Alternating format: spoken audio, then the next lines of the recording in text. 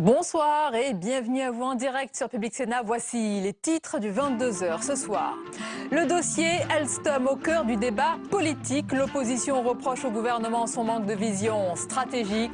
Le ministre de l'économie Arnaud Montebourg se défend et assure que rien n'est encore plié. En faveur de General Electric, l'allemand Siemens ne serait pas hors course, même si le groupe français poursuit ses négociations avec le géant américain. De leur côté, les syndicats d'Alstom demandent à l'État de préserver l'intégrité du groupe. On en parle avec le club d'éditorialistes du mercredi soir. Manuel Valls va devoir composer avec une majorité rétrécie et rebelle au lendemain du vote à l'Assemblée nationale sur le plan d'économie. Le Premier ministre se prépare à faire passer des textes budgétaires de premier plan dans les prochaines semaines. Les débats s'annoncent difficiles. Analyse à suivre. Le don de jours de repos adopté au Sénat. Il sera désormais possible d'offrir ces RTT à un collègue dont l'enfant est gravement malade. Le gouvernement a cependant exprimé ses réserves à cause des risques d'inégalité entre les salariés. Détail à suivre. Enfin, l'invité du 22h ce soir, il est auteur, compositeur, interprète. Jean-Louis Aubert chante Welbeck avec un album intitulé Les Parages du Vide. Leur rencontre, la musique et la poésie bien sûr. On évoquera tout cela avec Jean-Louis Aubert. Tout à l'heure, il est notre invité ce soir. Voilà pour le programme de votre 22h. Merci d'être en notre compagnie ce soir. Donner ces jours de congé à un ou une collègue dont l'enfant est gravement malade. Le Sénat a définitivement adopté la proposition de loi UMP qui va dans ce sens. Ces pratiques jusqu'ici isolées dans certaines grandes entreprises sont désormais autorisées par la loi. Et tout a commencé, vous allez le voir, avec l'histoire d'un salarié, père d'un petit garçon gravement malade. Les explications de Pauline Dame. Offrir ces jours de repos à un collègue dont l'enfant est gravement malade, ce sera désormais possible grâce à la proposition de loi du député UMP Paul Salen, adoptée aujourd'hui au Sénat. Ce texte permet aux salariés du privé et du public de faire un don anonyme et gratuit de RTT et congés payés à un parent d'enfant gravement malade âgé de moins de 20 ans. On est sur une notion de partage, ce sont des salariés qui ont un collègue qui est dans une situation difficile et on sait les difficultés que peuvent être la maladie d'un enfant, difficultés morales, familiales, d'organisation. C'est des salariés qui veulent partager avec leurs collègues et je pense qu'on ne peut que se féliciter d'un tel texte. La loi devrait s'appeler loi Matisse, du nom du fils de Christophe Germain, salarié de la société Badois à Saint-Galmier. Ses collègues lui avaient donné en 2009 170 jours de RTT pour s'occuper de son fils Mathis, 10 ans, atteint d'un cancer du foie, qui a fini par l'emporter. Ça nous conforte déjà dans l'idée de nous être battus. Et puis je crois que c'était le plus beau cadeau qu'on puisse lui faire. Près de 1500 parents d'enfants malades pourront bénéficier à terme de cette solidarité sans avoir cette fois-ci à se battre. Rien n'est plié, affirme le ministre de l'économie. Selon Arnaud Montebourg, le rachat de la filière énergie d'Alstom par General Electric n'est pas définitivement acté. L'allemand Siemens serait encore dans la course. Le gouvernement tente ainsi de peser sur ce dossier, mais les négociations entre le groupe français et le géant américain avancent très rapidement. Le conseil d'administration d'Alstom s'est prononcé hier soir pour l'offre de General Electric. Les détails avec Jérôme Rabier. Accusé hier par Arnaud Montebourg d'avoir menti sur les négociations en cours, le PDG d'Alstom, Patrick Cron, s'est ce soir expliqué sur le plateau de TF1. Pour lui, pas de doute, l'offre de l'américain General Electric est la seule solution pour l'entreprise. Dans le domaine de l'énergie, Alstom a vendu 10 turbines à gaz l'an dernier. General Electric prévoit d'en vendre 150. Nous avons une offre ferme, celle de General Electric, qui répond à nos préoccupations stratégiques. Pas de quoi rassurer les salariés qui se sont réunis ce matin devant le siège du groupe à Levallois-Perret.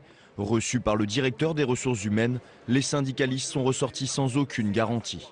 Pour eux, les choses sont dans le tuyau. La vente se fera, que ce soit à Siemens ou à General Electric. Pendant 1 an et demi, le processus va durer. Pendant 1 an et demi, aucune garantie n'est donnée sur le maintien de l'emploi. Quelques heures plus tard à l'Assemblée nationale, Arnaud Montebourg fait mine de garder la main sur le dossier. C'est grâce à l'État, martèle le ministre de l'économie, que l'offre de Siemens est toujours en lice.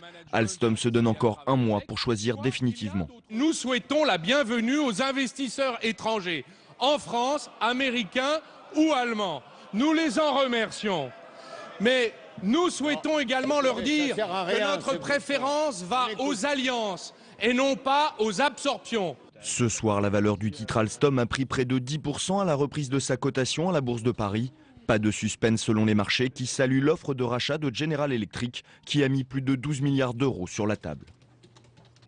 Manuel Valls va devoir composer avec une majorité rétrécie et rebelle. Au lendemain du vote à l'Assemblée nationale sur le plan d'économie, le Premier ministre se prépare à faire passer dans les prochaines semaines des textes budgétaires de premier plan. Les débats s'annoncent difficiles. Les explications de Nathalie Guilloire. Pour l'adoption, 265 contre 232. L'Assemblée a approuvé la déclaration du gouvernement sur le projet Le pacte de stabilité est voté hier soir. Soulagement pour Manuel Valls, mais un soulagement de courte durée. Aujourd'hui, le Premier ministre se voit privé de sa majorité absolue. 41 députés socialistes se sont abstenus lors du vote. Un sérieux avertissement pour l'exécutif. À la sortie du Conseil des ministres ce matin, tous restent silencieux. Face à l'embarras du gouvernement, l'opposition passe à l'offensive. Vos artifices de communication ne changeront rien. Vous avez subi hier un revers sans précédent sous la Ve République. Vous n'avez plus de majorité à l'Assemblée nationale puisque 46% des députés seulement soutiennent aujourd'hui votre action. En réalité, Monsieur le Premier ministre, vous citez souvent Mendès France. Est-ce que vous arriverez à tenir comme Premier ministre autant de temps que M. Mendès France, c'est-à-dire, je vous le rappelle, 232 jours? Face aux critiques, Manuel Valls ne lâche rien et garde la même ligne de défense. Son pacte de stabilité reste la seule solution.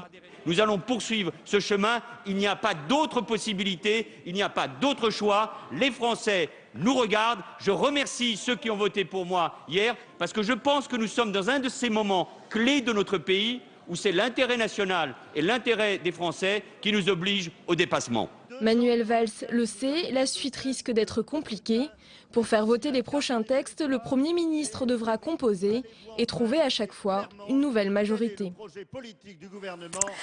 La suite du 22h et c'est l'heure du club d'éditorialistes du mercredi. Au menu ce soir, l'affaire Alstom. Ce dossier est un révélateur de ce qui se joue dans notre industrie en ce moment. Pour certains, c'est le symptôme du décrochage français. Qu'en est-il vraiment? Analyse à suivre. Et ce dossier Alstom, c'est aussi un révélateur des possibilités d'intervention de l'État, de ses marges de manœuvre. Quelles sont-elles exactement et pour quelle stratégie de long terme? On en parle. Enfin, autre sujet ce soir avec les défis à venir de Manuel Valls après le vote ric-rac hier à l'Assemblée. Et pour évoquer tous ces sujets en notre compagnie ce soir, Jean-Sébastien Ferjou, bonsoir et bienvenue, directeur du site Atlantico. Avec nous également Michel Noblecourt, bonsoir. Bonsoir. Éditorialiste au Monde. Nous accompagne Éric Fotorino, bonsoir. Bonsoir. Bienvenue, directeur de l'hebdomadaire Le 1. Notre chroniqueur économique est là, Jean-Louis Gombaud, bonsoir. Bonsoir Sonia. Et le retour, enfin, de notre dessinateur tant attendu, Hervé Baudry. Bonsoir à tous. Bonsoir, bienvenue. Ravi de me retrouver parmi vous. On vous accueille avec plaisir, comme d'habitude. Alors messieurs, nous allons débuter par l'affaire Alstom et on va écouter la réaction ce soir du président du géant américain General Electric. Il s'agit de Jeffrey Immelt qui a expliqué sa stratégie vis-à-vis d'Alstom et qui a décliné ses garanties en termes d'emploi. On l'écoute, il était l'invité ce soir du 20h de France 2. Oui, je me suis entretenu avec le président Hollande en début de semaine. Ce qui est très important pour lui sont les emplois et j'ai pu en effet le rassurer que nous avons l'intention d'accroître le nombre de salariés des usines d'Alstom en France. Il y aura un bon dosage de l'ingénierie et de la fabrication qui est important pour ce pays. Ça sera de la croissance dans les régions et je sais que c'est très important pour le pays. Et j'ai démontré au président notre bilan en France où nous avons effectivement de nombreux salariés en France. Nous sommes très engagés à la France. Alors Jean-Luc Gombaud, on vient d'écouter donc le patron de General Electric qui passe à l'offensive, qui se justifie ce soir et qui dit on va accroître le nombre de salariés dans les usines en France. Ça, c'est un argument qui fait mouche. En tout cas, c'est l'argument que souhaitait entendre le président Hollande lorsqu'il est intervenu devant les préfets pour présenter son plan de stabilité. C'est l'argument que répète à foison M. Montebourg. On note d'ailleurs une évolution dans le discours de M. Montebourg sur l'affaire, parce qu'au départ, c'était en quelque sorte non à General Electric. Et maintenant, c'est un peu plus nuancé parce qu'il dit « je veux qu'il y ait une transparence dans le dépôt des candidatures », c'est-à-dire l'égalité pour tout le monde. C'est-à-dire qu'il met General Electric sur le même pied d'égalité que son concurrent nouveau qui est Siemens. Il semble quand même que ce soit un petit peu tard, parce qu'il me semble que maintenant l'affaire est bouclée, l'affaire est pliée. Effectivement, rappelez-vous ce qui s'est passé sur SFR, Vivendi et Numéricable. En fait, le conseil d'administration de Vivendi a dit nous prenons l'option de Numéricable, mais nous analysons l'option Bouygues et nous avons un mois pour le faire. C'est exactement la même démarche. Pourquoi c'est bouclé? La négociation a commencé pratiquement, on sait, à partir du mois de novembre, puisque c'est ce qu'a dit Madame Clara Guémert, entre General Electric et le Alstom. Donc novembre, décembre, ça fait à peu près 6 mois. 6 mois de travail en commun. L'autre arrive en dernier avec son dossier. Il connaît. D'ailleurs, la preuve, c'est qu'en 48 heures, il change. Il dit j'offre mes locomotives et puis mais pas le métro. Et 48 heures après, il dit oui, mais j'ajoute le métro. Donc ça veut dire que le dossier, ce n'est pas de chance. Il n'a pas le temps de préparer d'ici un mois l'affaire. General Electric est ficelé avec donc les garanties ce soir du patron à Jeffrey Immelt. On va juste jeter un coup d'œil à la première caricature d'Hervé Baudry ce soir. On a les eu Américains Al sont Capone, forts. Hein. on aura le temps. Rappelez-vous. Il y a Al Pacino aussi, mais on s'en souvient aussi. Il était italien. Jean-Sébastien Ferjou, ce dossier, il braque aussi la lumière sur la stratégie de l'État. Les marges de manœuvre du gouvernement. Arnaud Montebourg encore aujourd'hui, contrairement à ce que dit Jean-Luc Gombault, le ministre de l'économie dit l'affaire n'est pas pliée encore. Comment on peut analyser avec le recul ce soir la stratégie du gouvernement ces derniers jours? La stratégie ou l'absence de stratégie du gouvernement, plus exactement. La question était neutre. C'est ça qu'il faudrait dire, parce que quand Arnaud Montebourg il le dit devant l'Assemblée nationale qu'il n'était pas au courant, je pense que très vraisemblablement il ment et que General Electric, à différents niveaux, on avait déjà informé l'État français. Et au-delà de ça, Arnaud Montebourg, ou alors sinon c'est vraiment qu'il est autiste, a passé un certain nombre de réunions ces derniers mois avec Martin Bouygues, qui est l'actionnaire à cause de qui tout ça se produit, puisque c'est sa participation dans Alstom qui serait cédée en premier lieu. Ils ont passé beaucoup de temps ensemble dans l'affaire SFR Numéricable dont on parlait à l'instant. Est-il vraisemblable que Martin Bouygues n'ait rien dit de cet enjeu qui était pourtant crucial pour son groupe?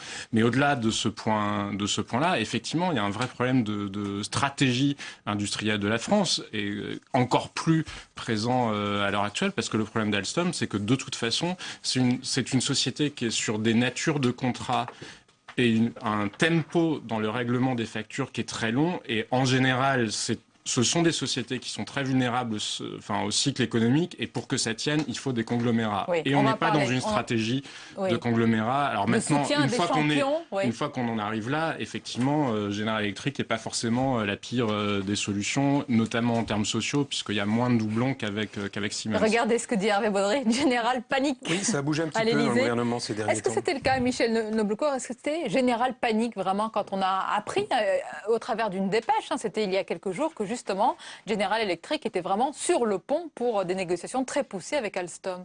Je pense que, je ne sais pas si c'était la panique véritablement, mais enfin il y avait certainement une inquiétude très forte de la part des autorités de l'État.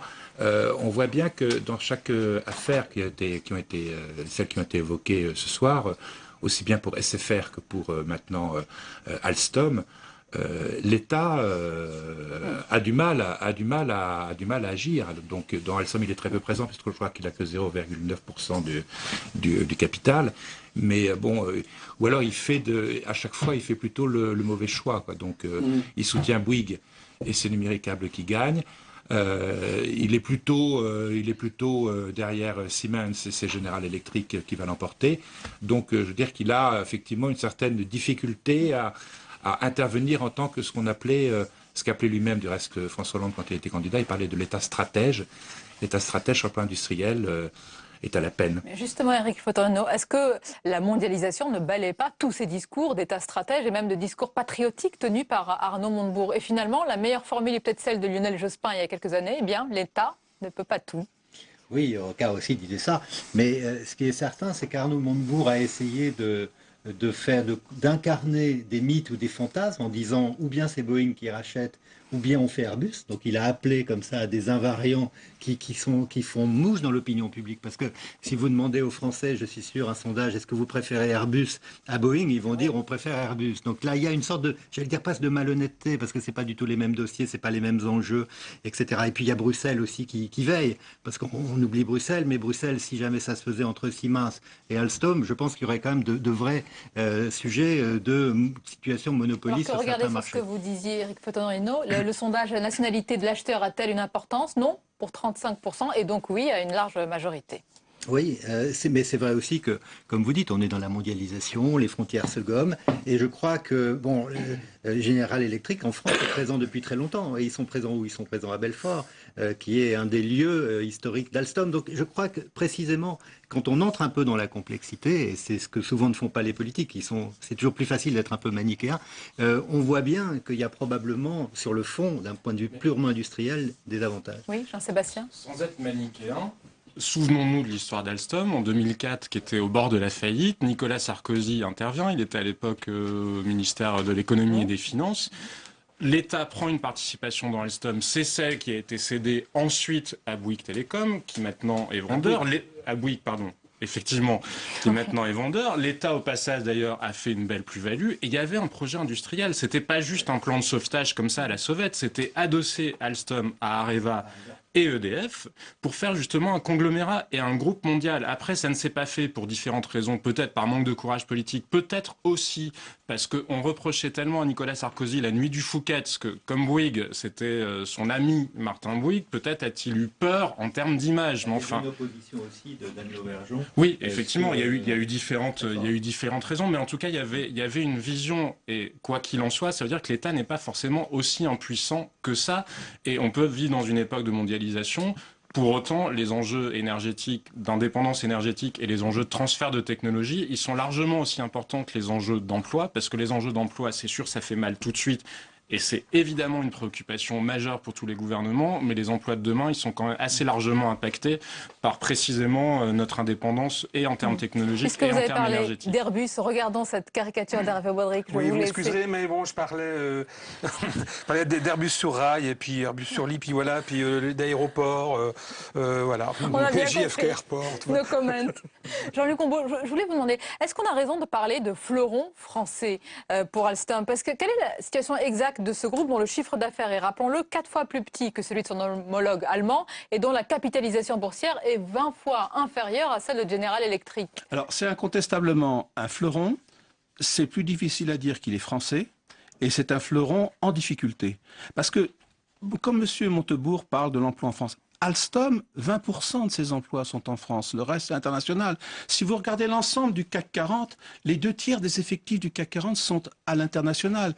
Des fleurons très connus, vous savez, la France, c'est l'aéronautique, le luxe, 6% des emplois de Kering, PPR, fameux, l'un des premiers numéros du luxe, 6% seulement des emplois sont en France. Mais les centres de décision sont en France. Parce que quand Alstom a fait son plan de suppression d'emplois, c'est en Allemagne qu'il est allé les supprimer il y a quelques mois. Oui, alors évidemment, l'impact hexagonal joue toujours. Mais vous prenez, quand M. Montebourg parle à Alstom, la moitié du conseil d'administration n'est pas français. Donc ce sont j'ai vu, il y avait une singapourienne. Donc en fait, il y a une donnée nouvelle quand même qui s'est produite ces dernières années. Effectivement, les centres de décision sont en France. Et effectivement, c'est important pour nous qu'ils restent là. Hein. Mais parce que le problème, c'est qu'ils partent, il n'y a pas qu'Alstom. Alors voilà. Donc Lafarge ces dernières semaines, Publicis. Schneider l'an passé. Mais déjà, Lafarge, 10% seulement des emplois sont en France. Même Publicis, qui fait de la pub, on pourrait croire que c'est surtout... Non, 10% des emplois de Publicis sont en France seulement. Donc, en réalité, il y a un éclatement qui pose un problème aux politiques français, qui évidemment sont responsables de la situation française. Mais justement, Michel Noblecourt, parce que Jean-Sébastien Ferjou évoque cette fuite des centres de décision, et certains, dont Jean-Pierre Chevènement, sénateur du territoire de Belfort, s'inquiètent de cette situation. Et il dit que demain, la France pourrait être, et je le cite, un vaste parc d'attractions, c'est-à-dire vidé de ses plus beaux atours stratégiques et de ses bijoux de famille quelque part. C'est un vrai risque. C'est ce que disait un petit peu Jean-Pierre Raffarin il y a quelques années. Il disait la France va devenir un parc de loisirs. Exactement. Donc on est un peu sur le même temps. Je pense que oui, il y a un risque. Enfin, je pense que Jean-Pierre Chevènement, comme souvent, dramatise un petit peu et caricature quelque peu la situation. Je crois qu'on n'en est pas encore tout à fait là. Concerné aussi pas tout sur à son fait, territoire. pardon, parce que sur les centres de décision, il y a un vrai départ. Enfin, encore une fois, il y a plusieurs grandes entreprises françaises qui sont parties à l'étranger et ce ne sont pas non plus des malédictions. Les chiffres qui sont sortis aujourd'hui sur l'investissement productif en France, la France continue à attirer les investissements étrangers, mais pas sur des activités justement de siège de groupe. On sait le faire par exemple sur la recherche. Le crédit impôt recherche est une très bonne mesure de politique industrielle. Effectivement, les étrangers viennent en France investir dans la recherche. Donc ça veut dire qu'il ne faut pas non plus être défaitiste. Tout n'est pas possible. Il ne s'agit pas de s'agiter en prétendant d'un seul coup que l'État serait aux commandes de tout et encore moins dans un monde ouvert comme celui dans lequel on vit maintenant. Mais enfin, il y a quand même des mesures qui peuvent marquer des différences. Et regardez, puisque vous parlez de Jean-Pierre Chevènement, la caricature d'Hervé Baudry, justement. Une petite idée, j'espère qu'on n'en arrivera pas là quand même pour les parcs d'attractions, mais on pourra avoir un lion argenté à Belfort, un territoire de Belfort. À visiter. Avec une belle crinière comme il l'a. Oui, Éric Potorino. Je voulais juste ajouter que c'est vrai que ces dernières années, Alstom a aussi perdu des marchés importants dans le domaine notamment des métros, y compris à Paris d'ailleurs. Donc sur des rames de métro qui sont allées à Bombardier. Donc on voit bien qu'il y a aussi des stratégies industrielles qui ont été affaiblies et qui ont probablement aussi, on n'était pas dans la crise de 2003-2004 qui était évoquée tout à l'heure, mais enfin c'était encore quand même un homme malade, si on peut dire. Et puis un dernier point sur le pôle énergétique, puisque c'est de celui-là dont on parle pour Alstom. La difficulté pour Siemens aussi d'ailleurs, c'est d'arriver à savoir où ils vont, parce que la réalité c'est que personne ne sait vraiment la transition énergétique, on en parle, mais personne ne sait vraiment quelle est la politique que mène la France en matière de réduction ou pas du nucléaire. Est-ce qu'on construit des nouvelles centrales ou non? Et Siemens est un peu confronté au même problème en Allemagne, où il n'y a pas une grande visibilité de la politique énergétique européenne. Et d'ailleurs, c'est là-dessus que le gouvernement essaie de dire c'est des enjeux stratégiques, notamment sur le nucléaire, et c'est pour ça qu'on va avoir un poids dans la décision. Et là, je pense que c'est vraiment du... Sur ce sujet, on regarde une caricature d'Hervé Baudry. Oui, on parlait de groupes français qui ont disparu. Moi, je me souviens qu'en 86, on a perdu le groupe Téléphone. Et on a gagné Aubert, parce qu'il est là ce soir. Dans quelques minutes, c'est une belle transition. Il sera à nos côtés. Merci Hervé Baudry.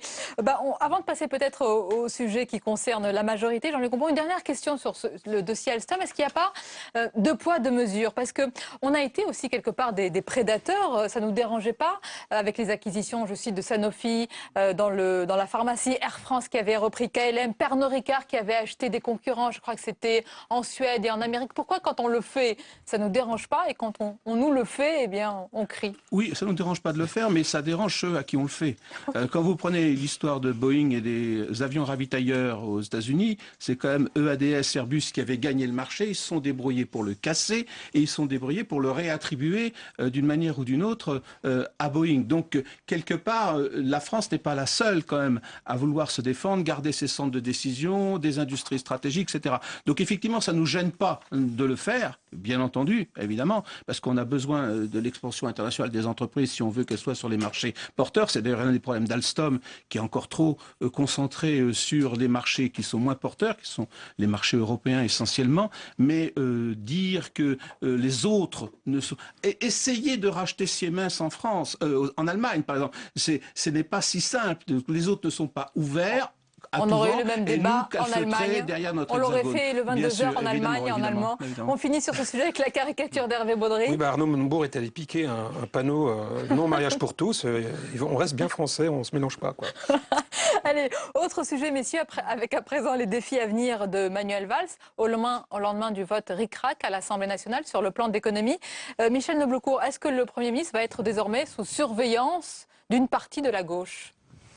Je pense qu'il va effectivement être sous surveillance. Je crois qu'il est dans une situation qui est quand même très particulière parce que il a démarré, enfin pas lui, il n'était pas Premier ministre à ce moment-là, mais François Hollande a démarré avec une majorité absolue de députés socialistes, comme François Mitterrand en 1980, un peu moins ample quand même. Bon.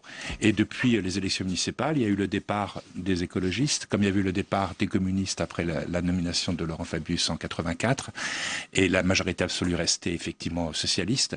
Mais là, il se retrouve dans une situation qui me fait un peu penser à la situation dans laquelle était Michel Rocard, qui lui, effectivement, dès le départ, et c'était presque un souhait de François Mitterrand à l'époque, il dit qu'il n'est pas bon qu'un seul parti et la majorité gouverne à une majorité relative. Donc il était en permanence obligé de composer, tantôt un coup avec le centre, tantôt un coup avec les communistes.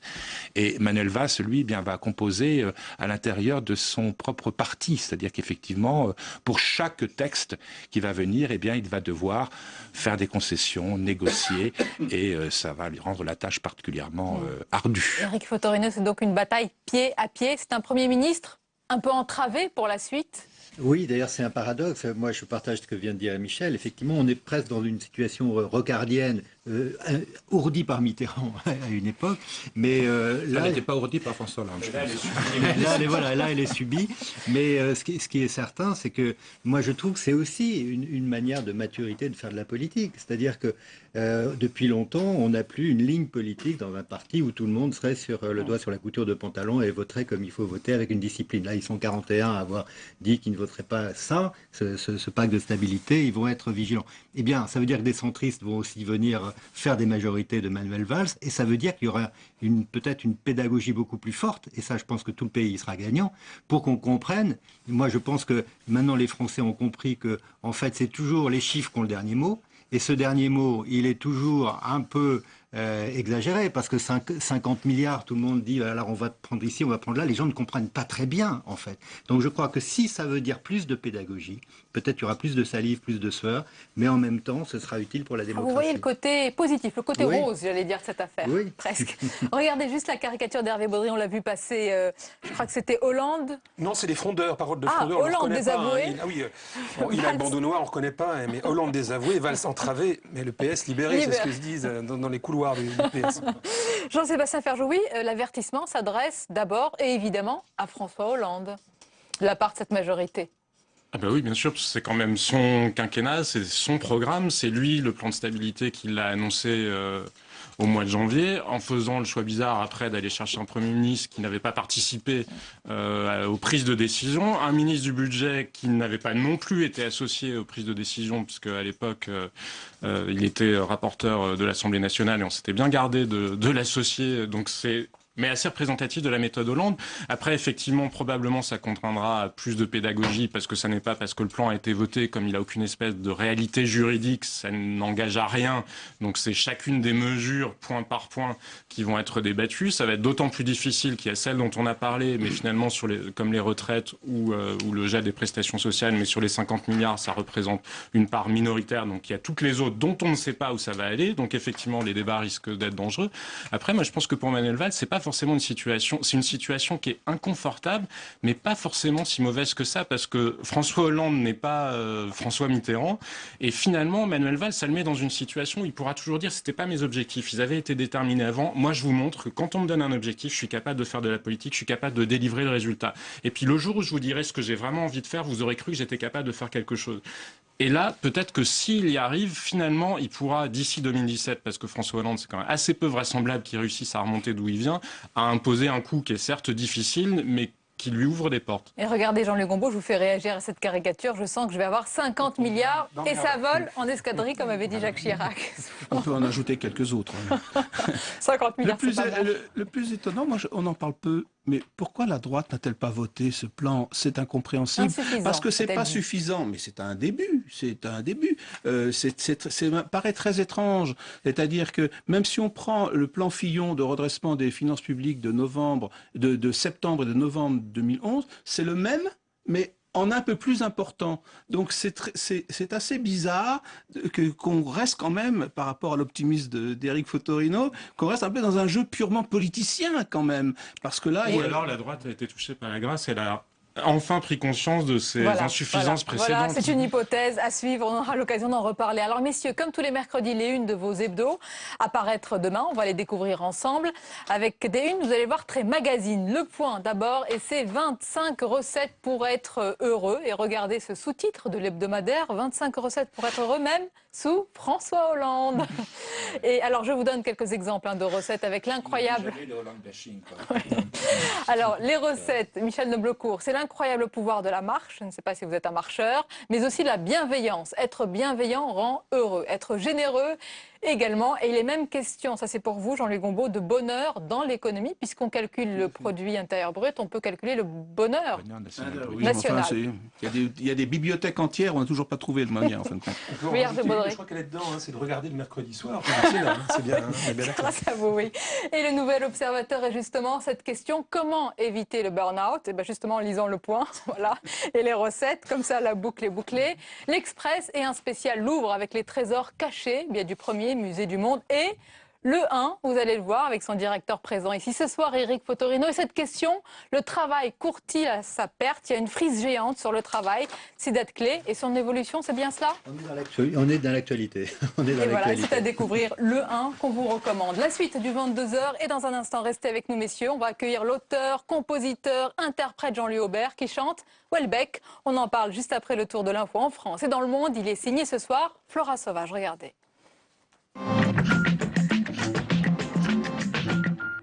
Les séparatistes pro-russes gagnent du terrain en Ukraine. À Lugansk, ils ont pris le contrôle de la plupart des bâtiments officiels dans cette ville qui compte un demi-million d'habitants. Alors que le chaos continue de s'étendre dans l'est de l'Ukraine, le président russe Vladimir Poutine a averti que les nouvelles sanctions européennes et américaines pourraient affecter les entreprises énergétiques occidentales. Si cela continue, nous allons bien entendu nous intéresser à ces sociétés et à leur manière de travailler dans la Fédération russe, notamment dans des secteurs clés de l'économie comme l'énergie. La force de l'Union européenne en Centrafrique est désormais opérationnelle. Les soldats de la mission européenne ont pris le relais de ceux de la force française Sangaris. Chargé de sécuriser notamment l'aéroport de Bangui, son mandat est fixé à 6 mois. Son déploiement intervient alors que les violences persistent avec des attaques de villages et des embuscades visant la population musulmane. Auditionnée à l'Assemblée nationale, la ministre de l'écologie et de l'énergie a détaillé le calendrier prévu pour régler la question de l'écotaxe. Dès sa nomination au gouvernement, Ségolène Royal avait clairement indiqué qu'elle souhaitait remettre à plat ce dispositif. Au mois de juin, les choses se feront et j'espère qu'on va pouvoir faire émerger une solution, je l'ai dit, consensuelle qui remettra toutes les forces vives en mouvement. Suspendue en octobre par le gouvernement après la pression des bonnets rouges en Bretagne, l'écotaxe devait rapporter 800 millions d'euros par an. La commission d'enquête du Sénat sur Ecomove, la société chargée de la collecte de cette taxe, doit rendre son rapport le 27 mai. 4 délinquants sur 10 vont être condamnés à nouveau dans les 8 ans. C'est le résultat d'une analyse sur la récidive publiée aujourd'hui. La lutte contre la récidive est au cœur de la réforme pénale du gouvernement. Un projet de loi qui prévoit l'abandon des peines planchées était examiné ce matin par la commission des lois. Robert Badinter était auditionné à cette occasion. C'est avec satisfaction que, enfin, et je dirais à mon sens un peu tard, on voit disparaître les peines planchées. Les peines planchées sont un affront à la liberté de décision des magistrats qui individuellement doivent peser chaque cas.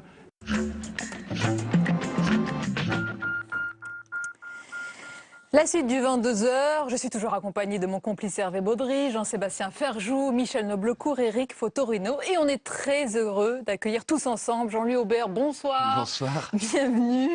Alors, on va parler de votre actualité, de votre musique, de votre album. Mais je voulais d'abord vous demander une petite réaction parce que vous nous avez écouté peut-être depuis tout à l'heure, depuis la loge. J'ai pas vraiment écouté. Non. Mais alors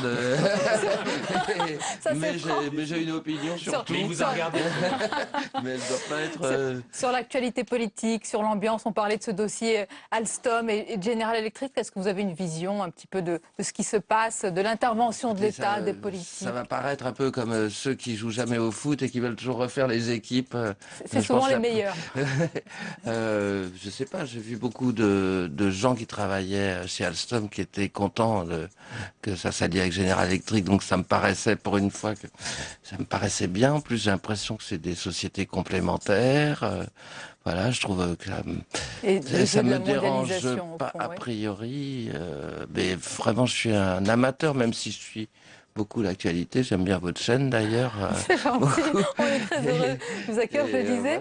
Voilà. Alors... après, je sais pas trop. Ça me paraît pas mal si En fait, je voudrais que cette entreprise, elle marche bien. Je voudrais que plein d'entreprises marchent bien. C'est le plus important. Que la France c'est marche l'emploi, bien. la croissance, voilà, bien ça. sûr.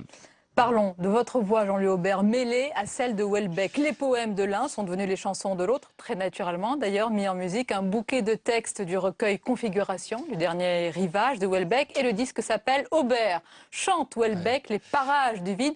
On va écouter tout de suite un extrait du poème Isolement. Magnifique.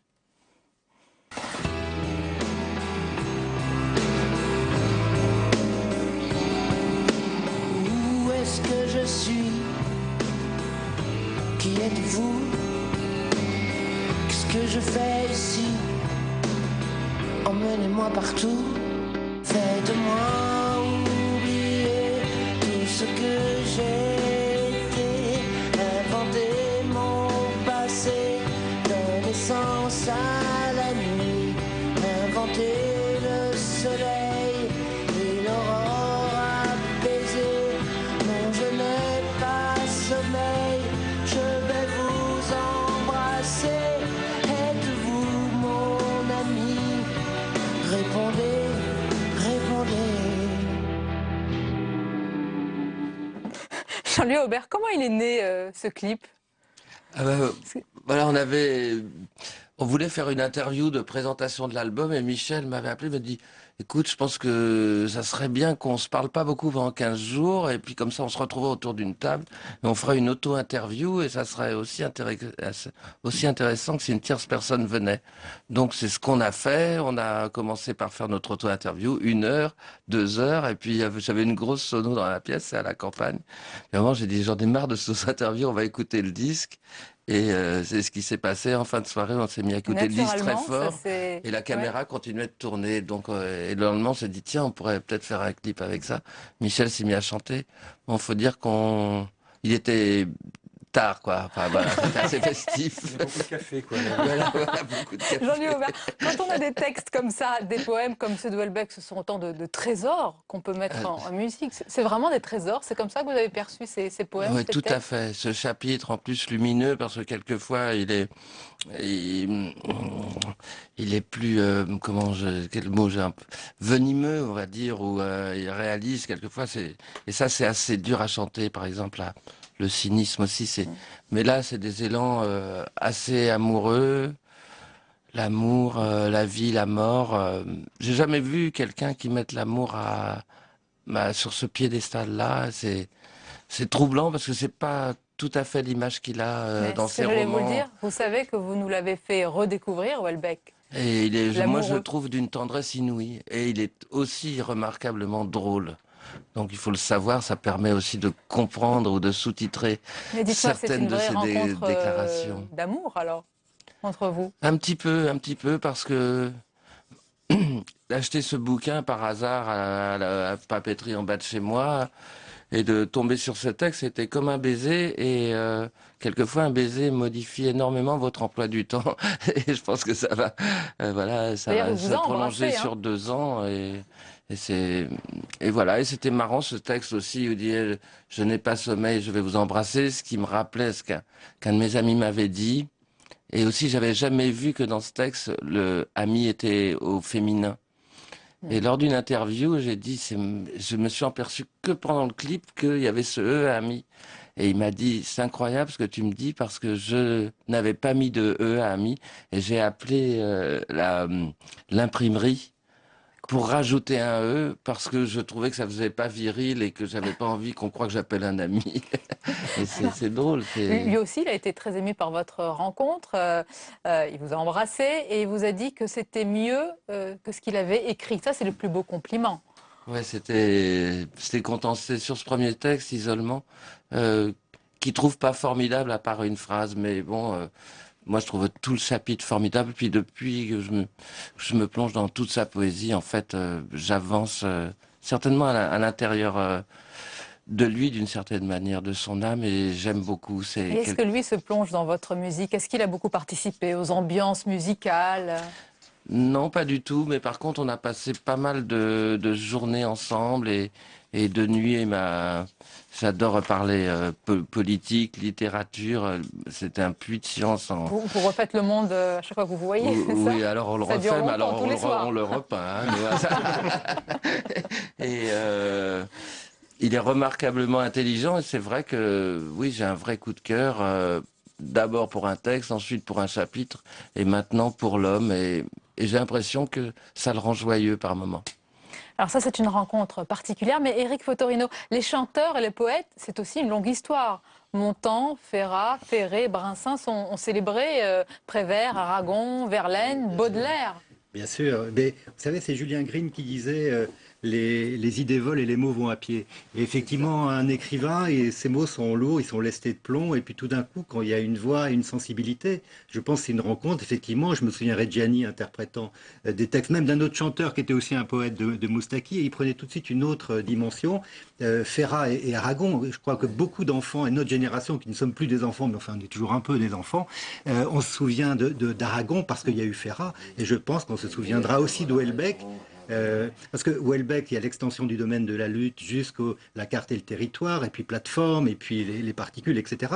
Mais c'est un auteur assez difficile et aussi qui présente des personnages moyens. Il dit lui-même, je suis moyen, et les gens sont moyens. Alors et là, tout d'un coup, on n'est plus dans le moyen, on est dans une forme de légèreté et de gravité liée à l'amour. Et voilà, c'est très beau, très très beau. C'est vrai, vous en parlez parfaitement, et c'est un peu surprenant, cet aspect de sa personnalité qui est pas assez connu. On a aussi l'impression que... Il se protège beaucoup, hein. C'est voilà, quelqu'un qui est très en retenue. Il y a une espèce de réalisme teinté quelquefois de cynisme qui serait une manière de dire bonjour pour pas être accusé aussi de bons sentiments. Je crois d'ailleurs qu'ils sont pas très bien vus, les bons sentiments, dans la littérature et la déclaration d'amour un peu directe comme ça. Et là, il y a eu une ou deux des plus belles chansons d'amour que j'ai chantées, des plus frontales, des plus directes. C'est Houellebecq qu'on voit. Il est pas d'accord. Il est d'accord. En Espagne, j'ai vu hier qu'on venait de graver une météorite lunaire du 19e siècle à son nom. J'ai vu ça dans un petit journal espagnol. Ah bah, ça doit lui faire plaisir. Quand les mots... Un auteur lunaire. Quand vous mettez en musique cette poésie, c'est un temps long, la poésie. Ça doit être différent peut-être des textes que vous avez l'habitude d'écrire. Vous êtes auteur. Est-ce qu'il y a une contradiction avec justement ce temps long de la poésie et parfois le vertige, vous savez, de l'écriture, de votre écriture? Souvent, c'est instantané. Je crois que l'écriture poétique, en tout cas la sienne, elle est... Non, c'est aussi un vertige. Je pense que c'est très spontané. Il m'a dit au début, il m'a dit... Mes poèmes sont à tout le monde parce que je les trouve dans le sol. Et ça veut dire que... Pourtant, ce sont des rubicubes, la construction est très 19e siècle, c'est souvent des alexandrins, des octosyllabes, c'est très bien proportionné, le son des mots est parfait, mais j'ai l'impression que ça lui vient vraiment très spontanément, et c'est là où l'inconscient s'exprime aussi. Et c'est pour ça que, fréquentant ces textes depuis 8 mois, j'ai l'impression d'en comprendre une partie nouvelle à chaque fois, mais plutôt un aspect vertical de cette compréhension. Il y a aussi un autre aspect, Michel Noblecourt et Jean-Sébastien Ferjou, c'est qu'on va pouvoir aussi peut-être se replonger ou plonger dans les poèmes de Houellebecq à travers vos chansons. Donc pour les jeunes, etc., ça peut être une entrée en matière qui est formidable également. Oui, tout à fait. Oui. Ça peut être effectivement une magnifique entrée dans les poèmes de Houellebecq. Est-ce que vous redécouvrez Houellebecq vous-même à travers le portrait que dresse Jean-Louis Aubert? Oh bah c'est un grand amoureux, c'est comme ça que vous fragile, sensible, c'est l'image que vous en aviez? Ouais, je trouve un peu cynique quand même, donc un peu cynique. C'est sa manière de dire bonjour. Jean-Louis Aubert le comme rend Gainsbourg, comme des grands amoureux, hein, comme ça, qui... Il y a des attitudes, Gainsbourg me disait, c'est pas mal de nuits aussi avec lui, il me disait, il y a une chanson où il dit c'est moi qui t'ai suicidé mon amour, et il m'a dit en fait j'avais écrit c'est toi qui m'as suicidé, mais je trouvais que ça faisait pas... que ça faisait trop plaintif pour un homme de chanter ça, donc j'ai inversé, et il y a... voilà, Michel il aime pas trop s'excuser, et il a raison parce que, en plus, je crois que la littérature est un milieu encore plus dur que la musique, avec des chapelles. Il se plaît à me rappeler que les 2 dernières personnes qui sont battues en duel en France, c'était 2 écrivains. Et c'est en tous les cas une très belle rencontre entre vous deux et une découverte à la fois des poèmes de Houellebecq et évidemment votre musique à découvrir. Aubert chante Houellebecq, les parages du vide. On était vraiment très très heureux de vous accueillir, Jean-Louis Aubert. On est fans, vous l'avez compris tous autour de cette table. Et je précise également que vous serez en tournée dans toute la France bientôt à la rentrée, c'est bien cela? Dès septembre, bon, enfin voilà. On sera là aux premières loges. Merci. Merci d'être venus. On va se quitter, messieurs. Merci à vous, messieurs, d'avoir été nos invités ce soir. Merci Hervé Baudry. Merci. À mercredi prochain. Avec mercredi grand prochain, plaisir. tout On à va se fait. quitter en musique, justement. Jean-Louis Aubert qui chante Houellebecq. Je vous dis à lundi avec plaisir. Très très bon week-end et jours fériés. Qu'est-ce que je fais ici? Emmenez-moi partout, faites-moi